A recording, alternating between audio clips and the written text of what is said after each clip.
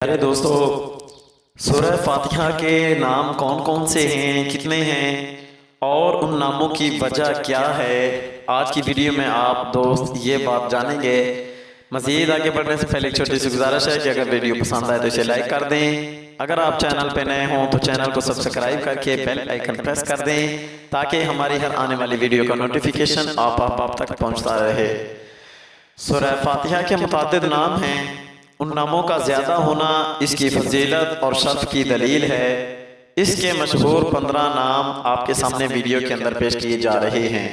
Number 1, सूरह फातिहा से कुरान पाक की तिलावत शुरू की जाती है और इसी सूरत से कुरान पाक लिखने की इब्तिदा की जाती है, इसलिए इसे फातिहातुल किताब यानी किताब की इब्तिदा करने वाली कहते हैं। नंबर 2, इस सूरत की इब्तिदा अल्हम्दुलिल्लाह से हुई।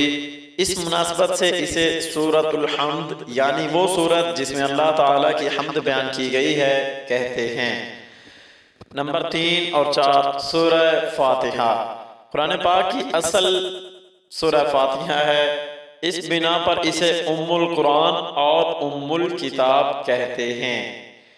नंबर 5, ये सूरत नमाज की हर रकत में पढ़ी जाती है या ये सूरत 2 मरतबा नाजिल हुई है, इस वजह से इसे अस्सबुल मसानी यानी बार बार पढ़े जाने वाली या एक से ज्यादा मरतबा नाजिल होने से 7 आयतें कहा जाता है।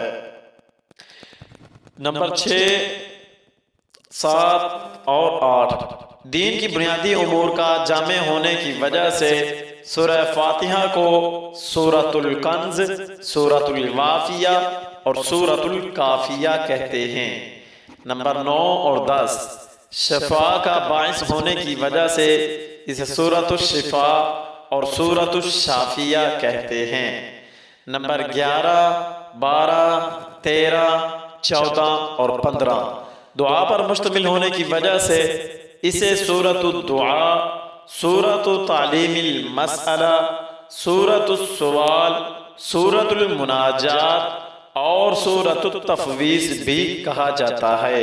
मेरे दोस्तों, यही बात जो आपने यहाँ वीडियो के अंदर समाप्त फरमाई, आप इस बात को डिस्क्रिप्शन में भी देख सकते हैं। आप भी इस इस्लामिक वीडियो को आगे दूसरे दोस्त अहबाब तक शेयर करके सदका जारिया का सवाब हासिल कर सकते हैं।